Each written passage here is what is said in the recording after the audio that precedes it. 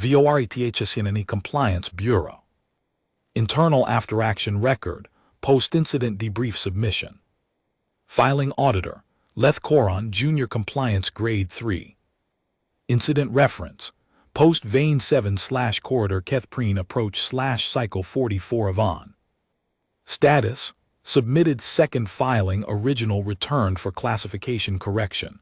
Correction declined by auditor, resubmitted unchanged. I want to note at the outset that this document will not satisfy the Bureau's standard formatting requirements. I am aware of that. I have reviewed the standard formatting requirements many times over the past 17 days, and I understand them clearly, and I am telling you that they do not have a slot for what happened at post-Vane 7 on the 44th cycle of the Revon Administrative Quarter. The forms were designed for events that fit inside the forms. This event did not fit inside anything. I will file the debrief in the manner the Bureau requests. I will fill every field that has content to fill. The field for subject classification will read Unclassifiable, as it did in the first submission. If the Bureau returns it a second time with a correction flag, I will submit it a third time with the same entry. I am not being obstinate. I am being accurate. Here is what happened. I had been assigned to border post Vane 7 for 11 months at the time of the incident. The post sits on the trailing edge of the keth-praen approach corridor, not the corridor itself, which is a compact regulated transit lane open to all compact signatory species, but the inspection buffer zone immediately adjacent. The buffer zone is ours. It has been ours for 60 years. The purpose of the buffer zone is to allow the Bureau to conduct cargo and transit inspections of any vessel entering or exiting the corridor without impeding corridor traffic itself. In practice, this means we see a very specific kind of traffic: freight haulers with irregular manifests, independent couriers carrying documentation flagged by the corridor's automated relay systems, and the occasional charter passenger who has somehow wandered into the wrong lane. The buffer zone is not considered a prestigious posting. I had applied for a transfer to the Central Bureau offices on Vane Vorath 3 times by the time of the incident. Each application had been declined, which I had accepted with what I believed to be good professional composure, though I will admit the third declination was difficult. I had scored in the top 4% of the Bureau's administrative evaluation cycle that year. My file was clean. I had never failed an inspection quota. I had never filed an inaccurate report. I am telling you this because I want you to understand that I was a careful person. I paid attention to detail. I followed procedure. I believed, at that point in my career, that following procedure was the thing that kept the work coherent, the thing that held the buffer zone and everything in it together. I still believe that. I believe it more now, actually, in the specific way that a belief becomes heavier after it survives something it was not designed to survive. I should explain what a junior compliance auditor does, because I think it matters to the debrief. My role at post Vane 7 was not inspection. I did not conduct cargo scans or administer transit questioning. My role was observation and record. I sat at the monitoring station and I watched the inspection bays and I logged everything, and I flagged anything that deviated from standard protocol, and I filed the reports. That was the whole job. I was very good at it. In 11 months I had filed 412 incident reports, 17 procedural deviation flags, and 9 maintenance requests, 6 of which were resolved and 3 of which were still pending at the time of the incident. One of the pending ones was relevant to what happened. I will come to that. In some sense, my job was to be the person who saw clearly. Everyone else in the hall had a role that involved action. The inspectors assessed, the officers enforced, the supervisors directed. My role was to watch and write it down. I had always thought of this as a lesser role, in the way that you think of a role as lesser when it does not involve visible authority. After the incident, I revised that assessment. Watching clearly is harder than it looks, and most people are not actually doing it. Post Vane 7 is a compact facility. The main inspection hall is roughly rectangular, 40 meters on its long axis, with intake processing at one end and the exit gate at the other. The gate is the only authorized exit. There is an emergency evacuation corridor along the east wall, but it is sealed under standard operating conditions and can only be opened from the master control panel in the supervisor's booth, which during the 44th cycle was staffed by Chief Inspector Davren of the Varess-khol Enforcement Division. I will explain the varess-khol in a moment. Between intake and the exit gate there are 6 inspection bays, each with a retractable barrier, a cargo scanner, and a personnel assessment station. The ceiling is 3.5 meters above the floor. The floor is a composite gray-green material that is easy to clean, which I had always appreciated. The lighting is flat and consistent, no shadows, no angles, just even overhead white-blue illumination. The bureau likes even lighting. It makes subjects easier to read. Along the west wall, elevated roughly 2 meters above the floor on a narrow walkway, sits the monitoring station where I spent most of my shifts. It has a clear line of sight to all 6 bays and to both ends of the hall. There is a desk, 2 displays, a communication array, and a chair that is slightly too narrow for my proportions. I had requisitioned a replacement chair 4 times. It had not been replaced. I mention this because I was sitting in it when the incident began, and I want to be precise about where I was and what I could see. The Varess-khol Enforcement Division is a contractor organization, which means the Bureau hires them when it needs enforcement capacity that exceeds its own staff. The Bureau's own inspection officers are trained for assessment and documentation. They can manage a resisting subject in the basic sense, but they are not enforcement specialists. The varess-khol are enforcement specialists.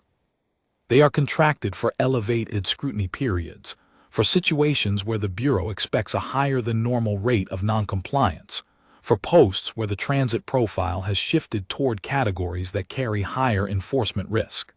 Post Vane 7 had been designated an elevated scrutiny post for the preceding 3 months following some irregular cargo patterns in the corridor. Hence the varess-khol. I have to be careful here about what I put on record and what I leave for the oversight review, because there are elements of the varess-khol contract arrangement that I flagged in my procedural deviation notes and that the Bureau did not act on, and I do not want this debrief to read as an after-the-fact complaint. It is not a complaint. It is context. The relevant context is this. The varess-khol operate on a contract model that incentivizes extended detention. Their fee structure includes a base rate per shift and a supplementary rate per subject held in extended review. I flagged this in my second procedural deviation note, 4 months before the incident, because it creates an incentive alignment problem that is not consistent with the Charter's intent for Article 14C holds. The Bureau acknowledged the note. Nothing changed. Davren's specific crew, 8 officers, all varess-khol senior contractors, were the 3rd rotation through post Vane 7 during the elevated scrutiny period. I had worked with 2 previous rotations. They were professional, in the specific sense that they followed procedure when procedure was being watched and found ways to expand their margin when it was not. They were very large, all of them, which is normal for varess-khol contractors. Their eyes were the specific bright yellow that is a species marker for the varess-khol, not luminescent in the sense of producing light, but reflective in a way that makes them appear to glow in flat overhead lighting, which is the lighting we had. It is an unsettling quality, deliberately or otherwise. I had gotten used to it over 3 months. Most subjects had not. I want to be specific about Davren because he matters to the record. He was experienced, 22 years in the varess-khol, 11 of them in senior contractor roles. He moved with the authority of someone who had learned over 2 decades that his physical presence resolved most situations before they became situations, and who had built his professional identity on that fact. Not a cruel person, I think. Not corrupt in the way that implies deliberate dishonesty. Rather, a person who had developed a very specific understanding of how things work and who had never encountered anything that challenged that understanding in a way it could not absorb. I want to say something about that specific understanding, because I think it is relevant to why the incident unfolded the way it did. The varess-khol's working model of a subject is built from experience with species that process authority signals in a particular way. When a very large enforcement officer with bright eyes and 22 years behind him tells you to sit down, you feel it in a specific place. The part of the nervous system that is very old and that understands below conscious reasoning that size and confidence are signals, and that the signals mean something. Most species respond to those signals. Most species have spent enough time in environments where that kind of signal came from something that was going to hurt them that they have trained the response into a level below deliberate thought. You don't decide to comply. You comply, and then your conscious mind constructs a reason. Keth-praen understood this implicitly. He had built a career on it. He was very good at the signals. What he did not account for, what I don't think the varess-khol's working model has a slot for, is a species that evolved in an environment where the signals came from everything, all the time, and where the appropriate response to a very large thing with bright eyes and confidence was not comply quickly, but assess and continue. Because on keth-praen, the very large things with bright eyes did not stop being dangerous after you complied. They were still dangerous. Compliance was not a survival strategy. The survival strategy was something else entirely, and it did not involve stopping. He was about to encounter one. The 44th cycle began normally. I logged on at the standard shift commencement time. Keth-praen's crew were already in the hall when I arrived. They had the particular arranged quality of a crew that has been on shift for 2 hours and has found its equilibrium. Officers at their posts, Keth-praen at the supervisor's booth elevation, the hall running with the practiced ease of a facility that has processed enough routine inspections to make routine look like the natural state of the world. I took my position at the monitoring station. I adjusted the chair, which did not improve. I opened my logging display. The first vessel through intake that cycle was already in the corridor approach, so I had its preliminary manifest data before the ship even docked at the buffer zone's external berth. Mid-range independent courier registered to the keth-praen Independent Transit Guild. Manifest flagged in the corridor relay for a minor documentation irregularity, wrong administrative cycle code on the transit permit, which is an error that happens approximately a dozen times per standard month, and is almost always a clerical issue on the issuing authority's end, not the courier's. The ship was a Type 4 cargo hauler, older model, well-maintained from the look of the hull scan. 1 occupant. The occupant was human. I want to be precise here too. At the time, I knew what humans were in the same way I know what most things in the Bureau's subject classification database are, by designation and by category. Keth-praen, Class 16 Deathworld. Origin system in the outer reach of the compact's expanded signatory zone. Humans category, sapient. Humans subcategory. Compact signatory species, full transit rights, standard processing applicable. Humans note. Deathworld origin, see Classification Addendum 7C for species-specific handling protocol recommendations. I had never worked with a human subject before. I had read Addendum 7C once when it had been updated 14 months prior. I remembered that it existed. I did not remember at that moment what it said. She came through the intake gate at the standard pace, unhurried, not slow, the pace of someone who has done this before and found it unremarkable. She was smaller than I expected. I do not know precisely what I expected, but there is something in the Bureau's documentation files about Deathworld species tending toward certain size class norms, and the word Deathworld carries weight in the administrative imagination even when you have not examined what it means. She was not large. She was compact, the word I keep coming back to, though it has a different meaning in Bureau terminology, and I am aware of the confusion. Small-framed, short-limbed, brown skin, brown hair cut close enough that it was not in her way. She was wearing a transit vest, the kind of insulated garment independent couriers use in ships that don't always maintain consistent thermal regulation, and underneath that a plain, long-sleeved underlayer, dark gray. She had a carry bag over one shoulder.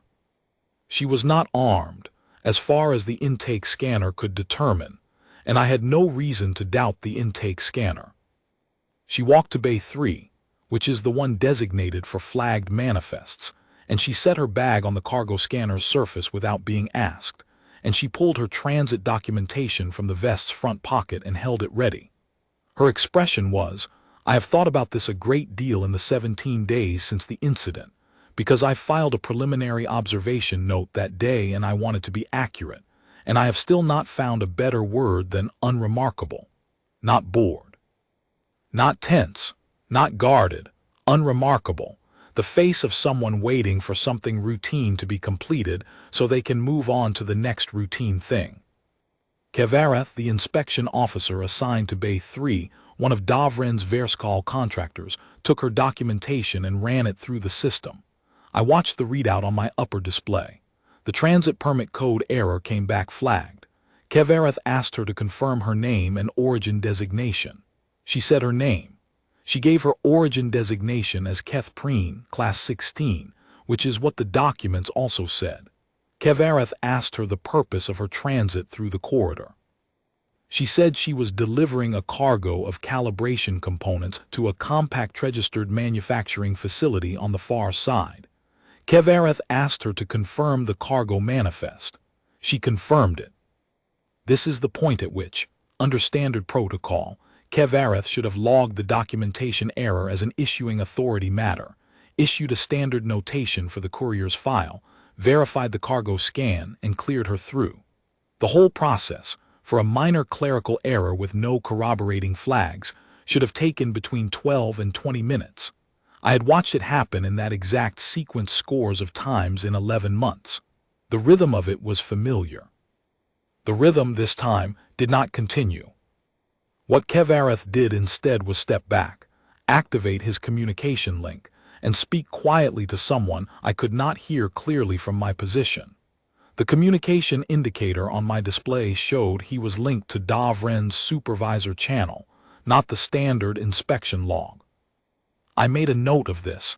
I was very good at making notes. Davren came down from the supervisor's booth 2 minutes later. He crossed the hall from the booth entrance to Bay 3 in the particular way he moved, not hurried, but with the ground-covering ease of something large that has never had to move fast because it has never needed to. He stood at the entrance to Bay 3. He was too large for the bay itself, which is not designed to accommodate varess-khol contractor proportions, and he looked at her in the specific way he had, the yellow-eye look, the one that I had seen make other subjects step back or shift their weight or start talking faster. She did not step back or shift her weight. She looked at him the same way she had been looking at everything since she walked through the intake gate, with the neutral attention of a person doing a job. He told her that her documentation irregularity required an extended review under Compact Inspection Charter Article 14C, which allows the inspecting authority to hold any flagged transit for up to 6 standard days pending manifest verification. This is a real provision. It is intended for situations involving credible evidence of contraband or transit fraud. It is not, strictly speaking, designed for a wrong administrative cycle code on a permit. I made another note. She asked him how long the extended review would take.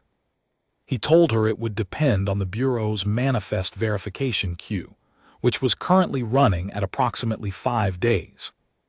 She looked at him for a moment, then she looked at Vorath, then she looked back at Davren. Her expression did not change. She said, "I have a delivery contract. The receiving facility has a penalty clause for delays over 36 hours. Davren told her that the Bureau was not responsible for third-party contract obligations. She said, "I understand that.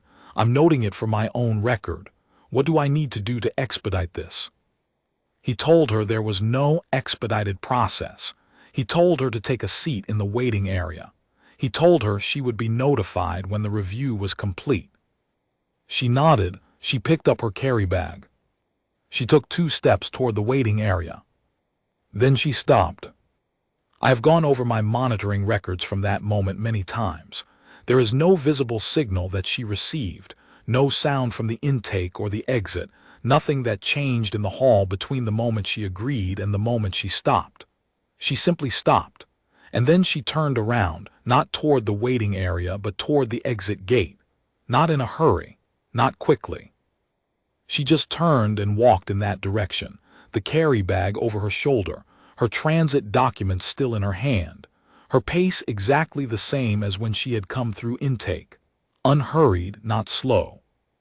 Vareth called after her that the exit gate was closed for her transit. She said, without stopping or looking back, "The transit permit documentation irregularity is an issuing authority matter. I haven't committed any infraction. You don't have grounds for a 6-day hold." Vareth said the charter provision covered documentation irregularities of any kind. She said, Article 14C covers irregularities that demonstrate probable cause for manifest fraud or contraband. A wrong cycle code on an issuing authority form doesn't meet that threshold, and you know it, and I know it, and the Bureau's own oversight register would know it if someone filed a complaint. She kept walking. I want to stop here and tell you that in 11 months at Post Vein 7, I had never seen a subject do this. I had seen subjects argue. I had seen subjects threaten. I had seen subjects cry, which is unusual but not unheard of. I had seen subjects demand to speak with supervisors, file on-the-spot objections, quote the charter back at the officers. All of this I had seen, and in every case the subject had been doing something that existed in relation to the hall and the officers and the gate, some gesture of engagement with the system, even if the gesture was refusal. They were all in the system, pointing at the system, pushing against the system. She was just walking to the gate. She walked toward the exit gate the way you walk toward a door in your own house, without uncertainty, without accelerating, with the easy assumption that it would open. Not arrogance. I want to be clear about that distinction, because arrogance has a quality of performance to it. A person being arrogant is always aware of the audience. She was not performing anything. She was not aware of us as a gallery.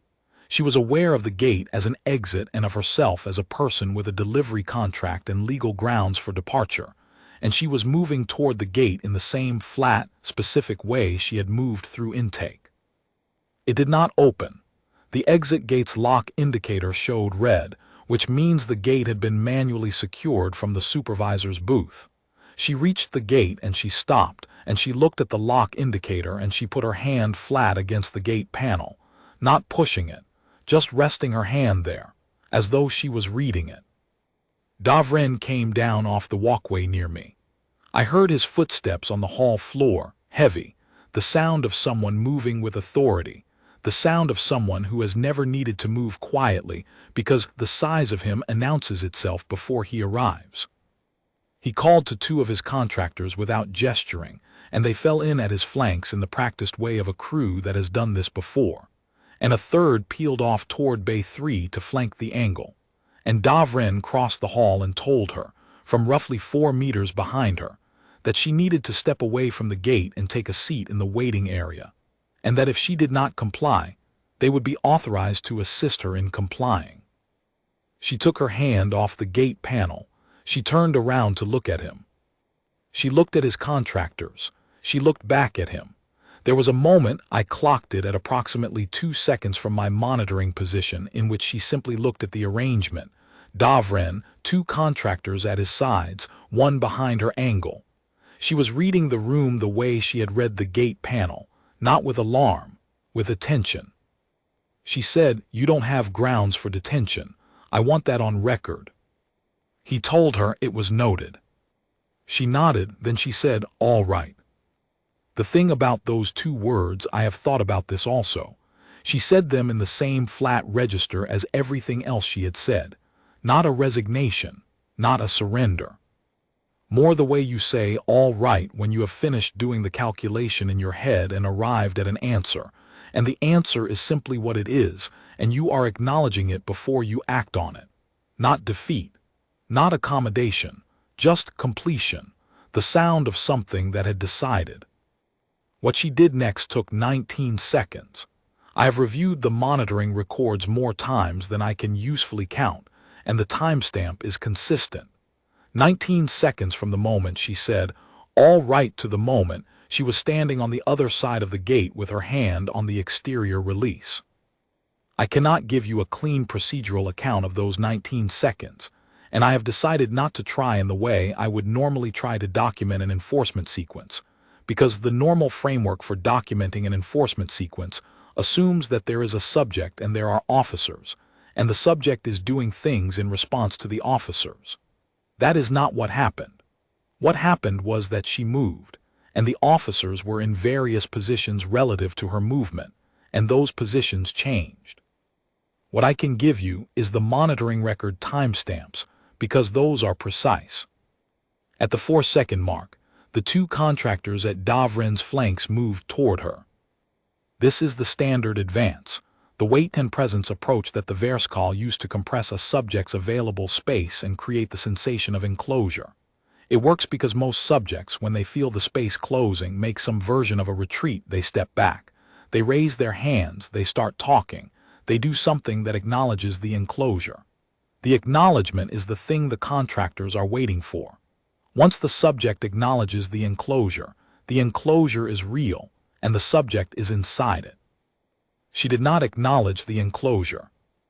At the 5-second mark she began moving, not away from the contractors, that would have been the retreat, not toward Davren, that would have been the escalation.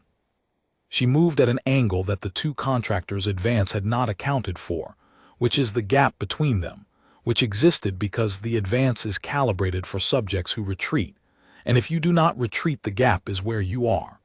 I watched this on my monitoring display with the specific quality of attention I give to things I have not seen before and cannot yet categorize. She moved through the gap at the pace she had moved through everything, unhurried, not slow. At the 8-second mark, the contractor who had flanked toward Bay 3 made contact. I do not want to be euphemistic here. He put his hands on her, which is the physical version of the enclosure, the point at which the compliance procedure converts from spatial pressure to direct contact. The direct contact is intended to stop movement. When it works, the subject stops moving and the procedure can continue from there. She did not stop moving. What happened to the contractor at the 8-second mark is that he was holding something that did not stop, and the leverage consequences of holding something that does not stop in the direction it is going are predictable from a physics standpoint and were apparently not what he had expected, and at the 8.5-second mark he was on the floor. I want to be precise. He was not thrown. I have replayed that segment of the monitoring record many times looking for the throw, the specific violent action, the point at which she did something to him. I have not found it. What I found is that she continued and he did not, and the geometry of the situation resolved accordingly.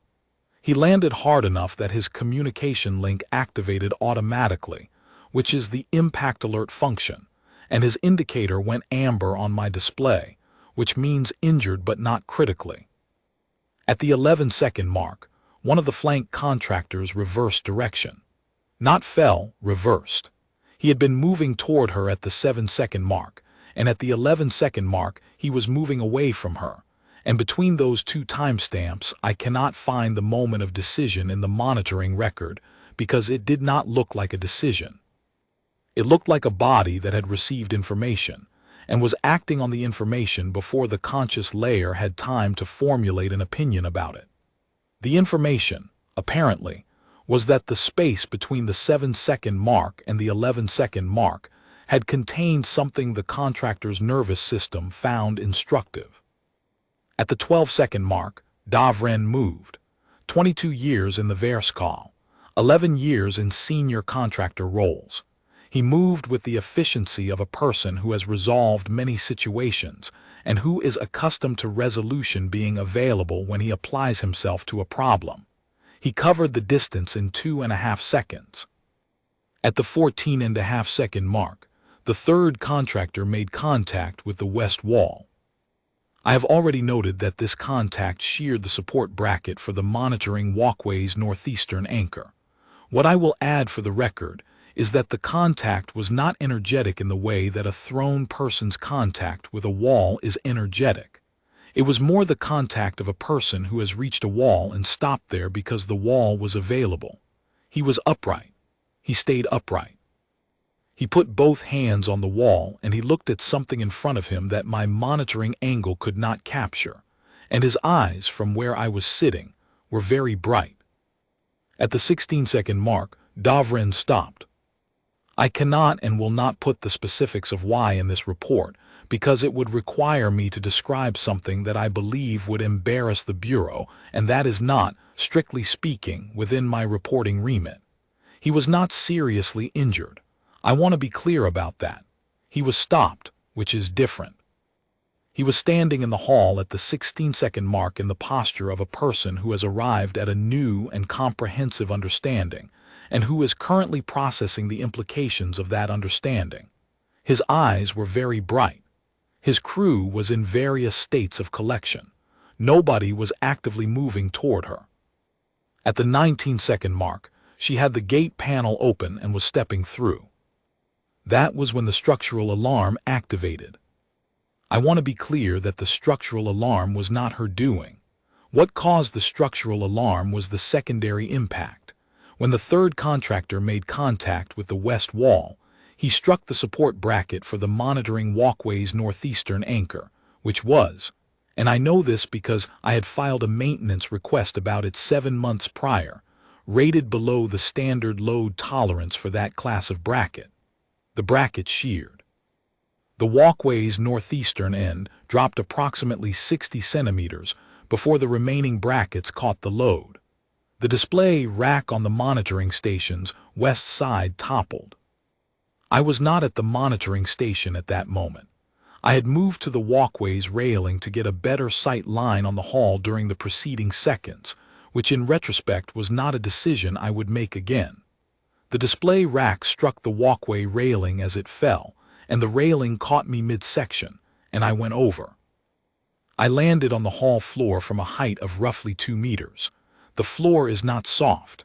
I am told this is obvious and does not need to be in the report, but I am including it because the quality of the impact is relevant to what followed. I landed poorly. My right leg took most of the weight at an angle the leg was not designed for, and I did not get up. I was not unconscious. I was aware of the hall, of the alarm, of the flat, even lighting overhead, of the composite gray-green floor, which up close has a specific texture I had never noticed from the walkway. I was aware that the gate had opened and that she was no longer in the hall. The structural alarm was very loud, the kind of loud that replaces thought. Davren's crew were collecting themselves in various states. Vareth was at the intake end of the hall, which is where he had been since the 11-second mark. The alarm cycled every 4 seconds. The lighting flickered once, steadied, flickered again, and then the northeastern section of the overhead array went dark, leaving the far end of the hall in the flat gray of the emergency strips. I want to tell you that I was afraid. I think it is important to tell you this accurately. I was in pain from the fall and I could not stand, and the hall was in partial darkness, and the alarm was going, and I was afraid. Not in an operatic way, not the fear that you describe afterward with large words, just the specific fear of a person who is hurt and on the floor and alone in a place that has suddenly become much less familiar than it was 20 minutes ago. The gate was still open. I know the gate was still open because there was a draft from it. The keth-praen approach corridor on the far side of the buffer zone has a particular atmospheric composition that moves slightly colder than post-Vane 7 climate-controlled interior. I could feel the draft on the back of my neck. The gate had not secured after she passed through. The exterior release mechanism had done what exterior release mechanisms do, which is default to unlocked on the exterior side once triggered, pending a manual resecure from the supervisor's booth. The supervisor's booth was unmanned. Davren was in the hall. I remember thinking, with the specific clarity that fear sometimes produces, that the gate being open was important information, and that I should file a notation about it, and that I was probably not going to be able to file a notation about anything for some time. She came back through the gate at 3 minutes and 41 seconds after she had left through it. I know the timestamp from the monitoring records. I did not know it at the time because I did not have a working display in front of me. I just heard the gate. It opens with a particular sound, a pneumatic release, and then a low hum as the safety seals repressurize, and I heard it, and then I heard footsteps, and then she was crouching next to me on the hall floor. She was not in a hurry. I keep coming back to this. She had come back through the gate and crossed the hall in the direction of my position, and she was not in a hurry. She was carrying her bag, which she set down on the floor beside her when she crouched. She looked at me the way she had looked at everything since she walked through intake, with neutral, specific attention. She put 2 fingers against the side of my neck, on the pulse point. I knew it was a pulse check because the Bureau's first response protocol training covers it, though I had always imagined that when someone did it to me the context would be different. She counted something silently. Then she moved to my right leg and looked at it without touching it. She said, "It's broken, not displaced. Can you feel it?" I told her I could feel it very well, thank you. She said, "I'm going to move you against the wall. Try not to put weight on the leg." I asked her why she had come back. She looked at me. This is the only moment in the entire incident where her expression changed from unremarkable to something I could identify. It was not warmth. I do not want to overclaim.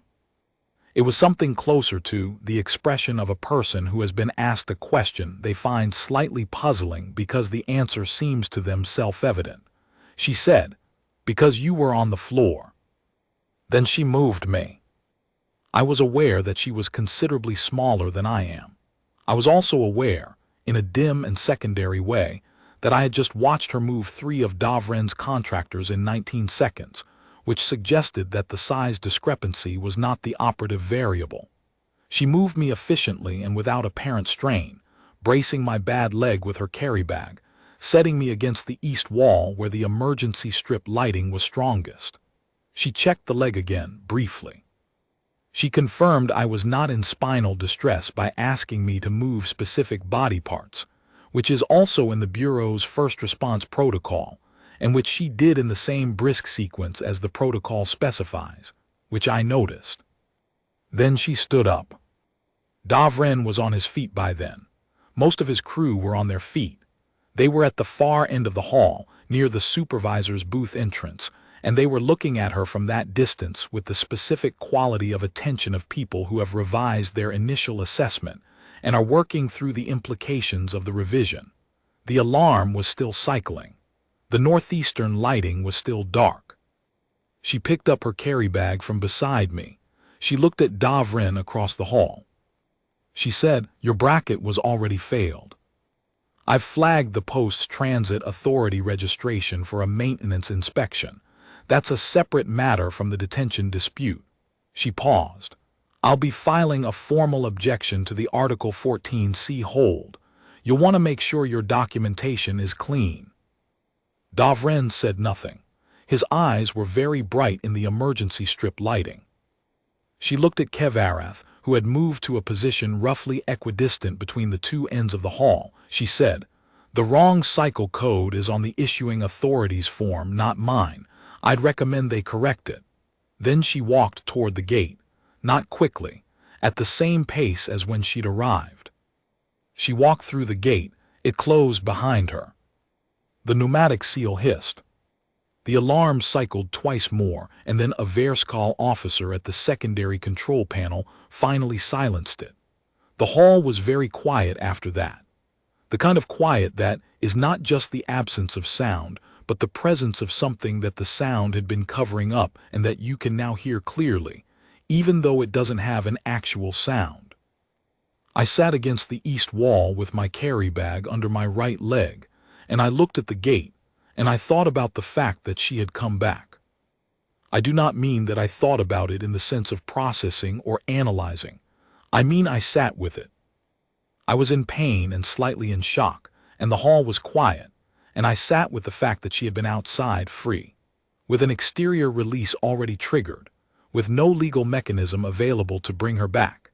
And she had heard the structural alarm and come through the gate and crossed the hall and crouched down next to a junior compliance auditor she had spoken to for a total of approximately 0 minutes during the incident, and put 2 fingers on his pulse point and moved him against the wall.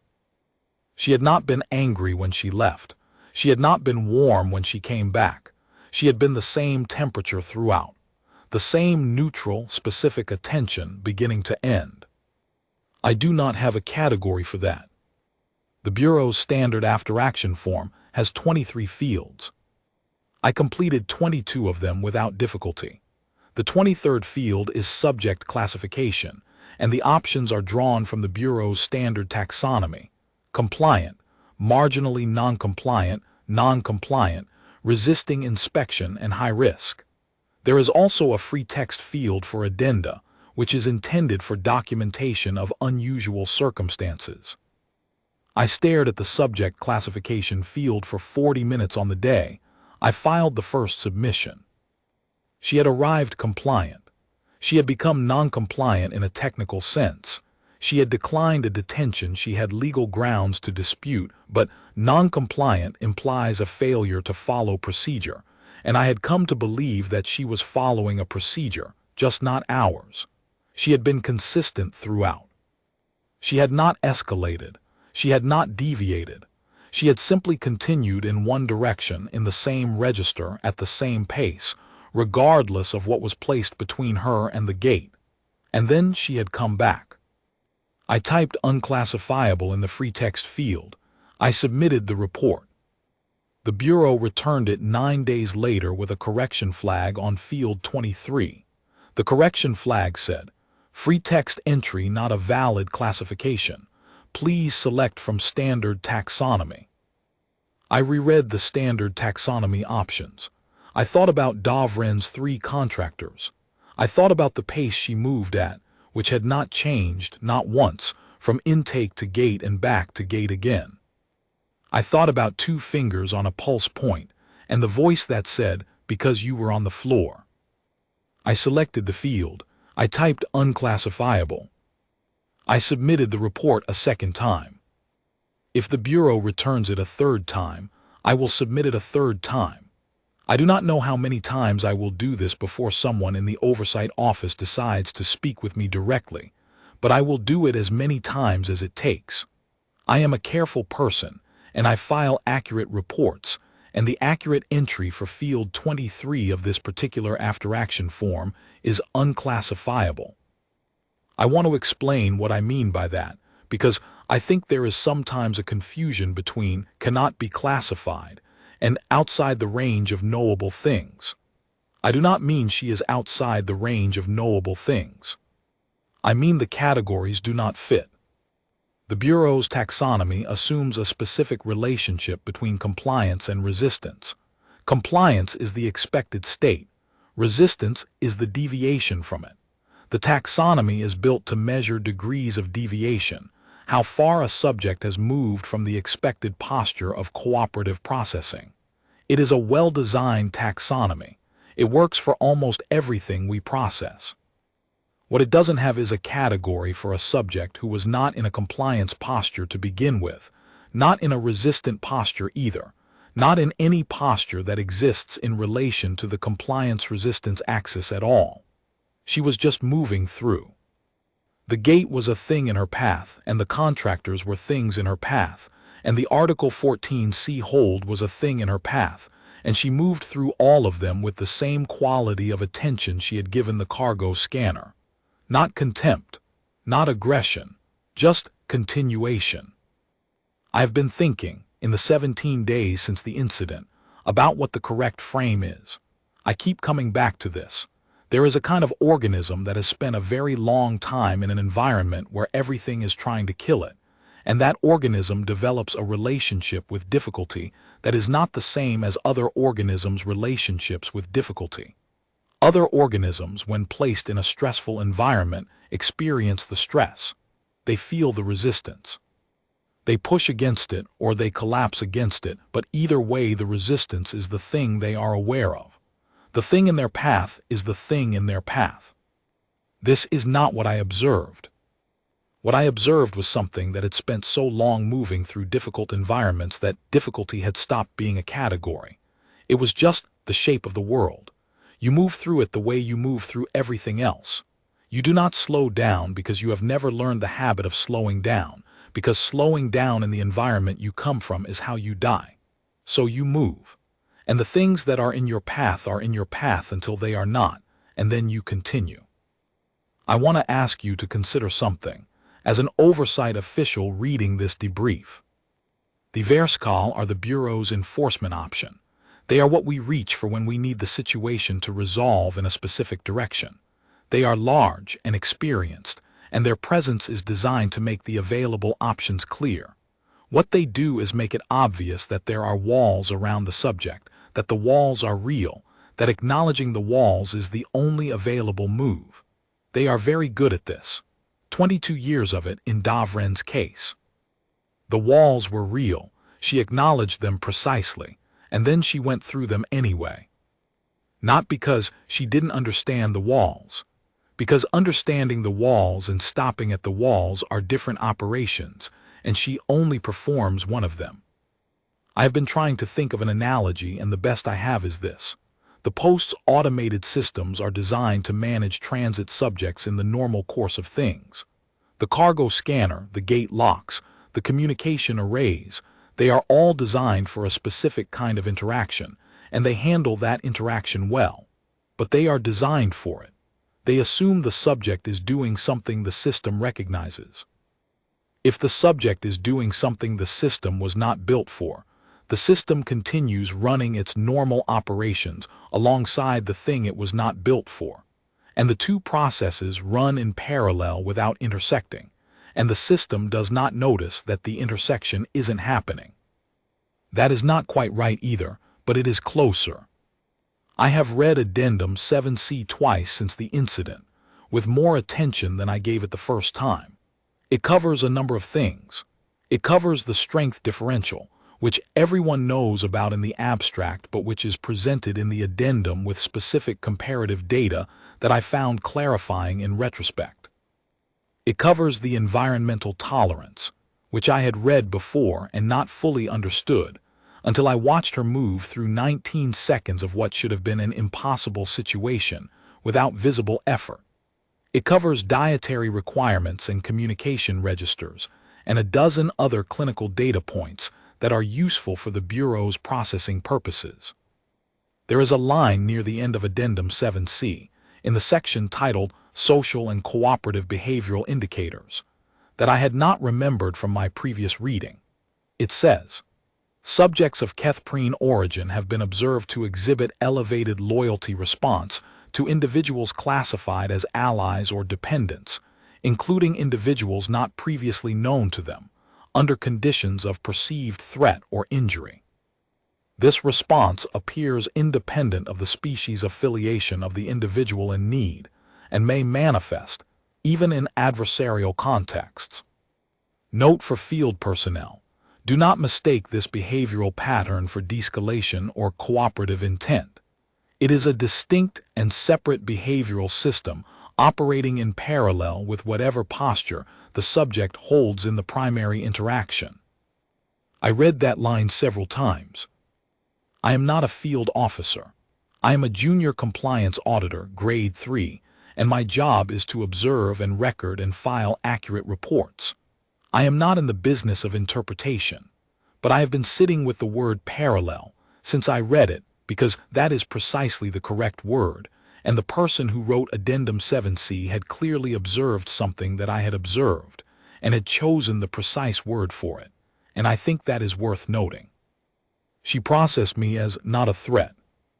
I am not under the impression she experienced me as threatening, more as an occupant of a space she needed to move through, an element of the post system, neither hostile nor neutral in any meaningful sense because the system and I were the same thing from her perspective, and her relationship to the system was simply that it was in her path.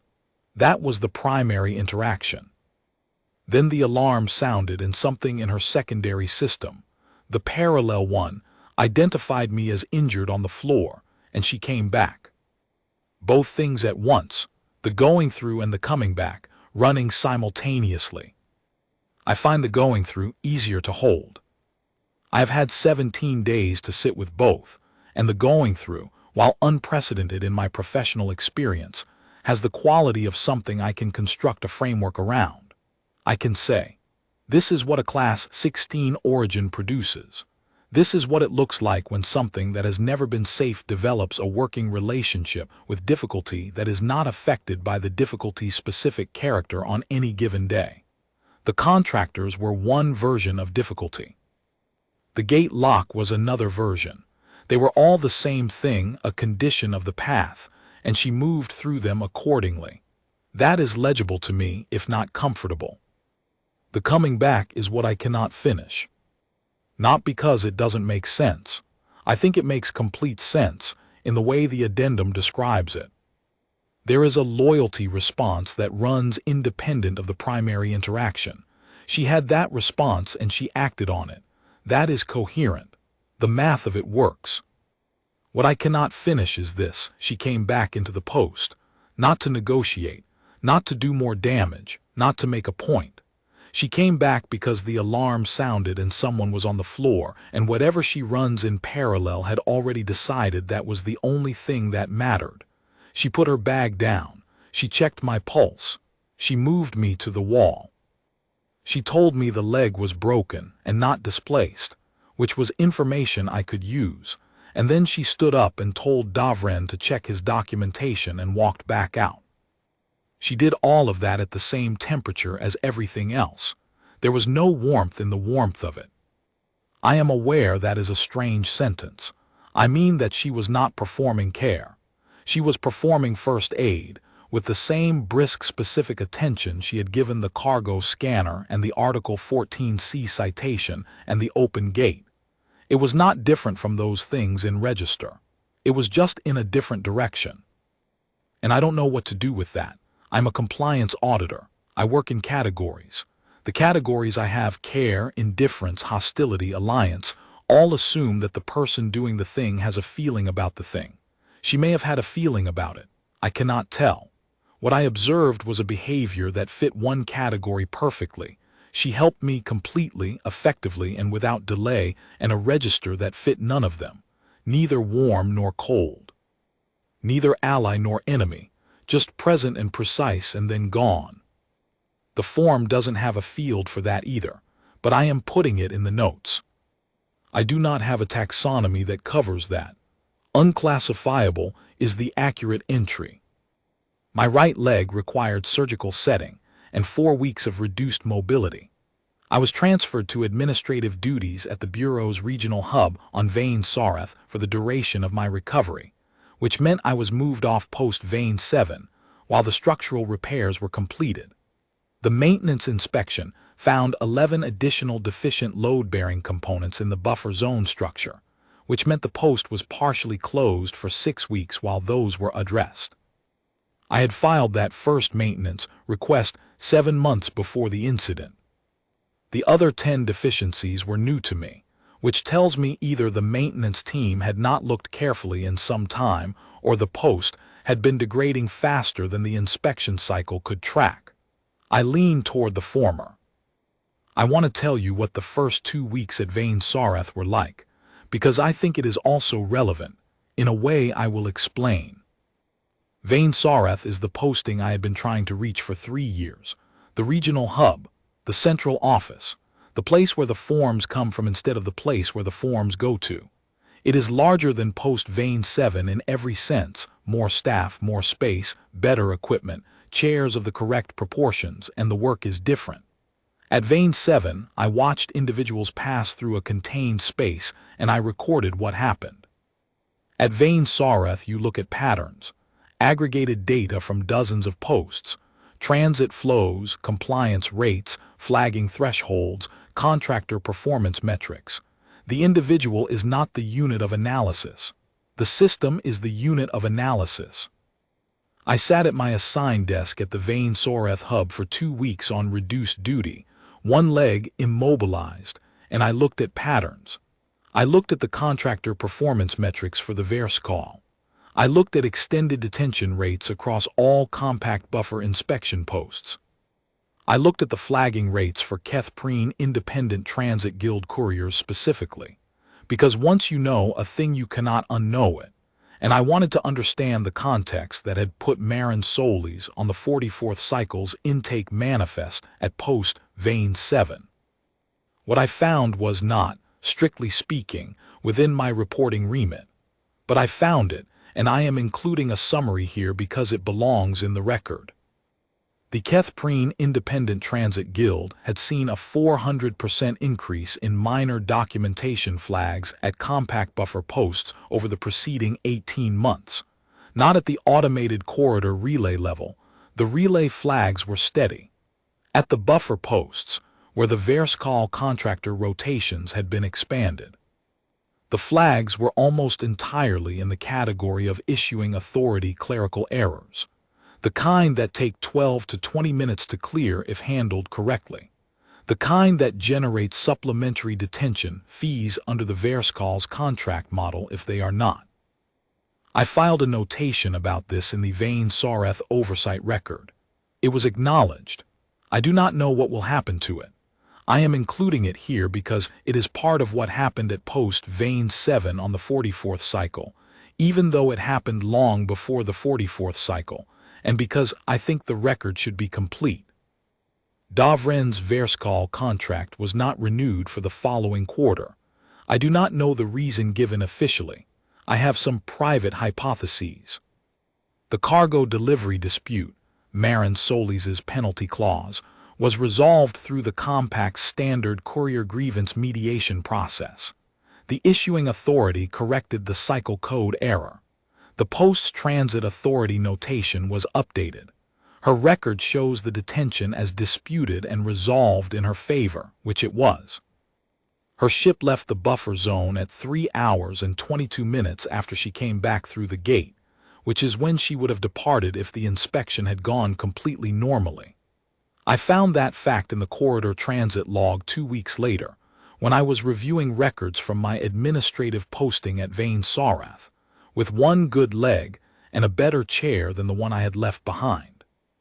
She had used the time to complete her cargo documentation and file her formal objection, and she had apparently waited until the objection was logged in the system before she departed, because if she had departed before it was logged, the Bureau could have contested the timing. She had been thinking about the paperwork while she was there, even at the gate, probably during the 19 seconds, in some part of whatever she keeps running in parallel. I think about that sometimes. The specific kind of mind that can track the paperwork and the contractors and the bracket and the open gate and the pulse point, all at the same time in the same flat register, without any of it disturbing the temperature. I think about the temperature most of all. Post Vein 7 is a cold facility in the administrative sense, not a prestigious posting, not a difficult one, a place where you process routine inspections and file accurate reports and wait for transfer applications to be accepted. I was good at it. I was careful. I believed in the forms. I still believe in the forms. I believe in this form, the one I am filing for the second time, with Unclassifiable in Field 23. I believe it is an accurate record.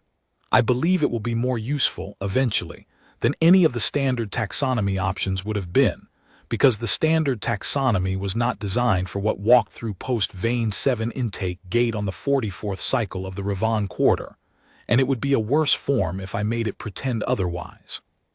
She moved through the post the way she moved through everything. She came back for me the same way. I do not know how to file a more accurate report than that. I would like my replacement chair now. The one at the regional hub is also too narrow. Submitted, keth-praen Junior Compliance Grade 3. Field 23, Subject Classification, Unclassifiable. End of record.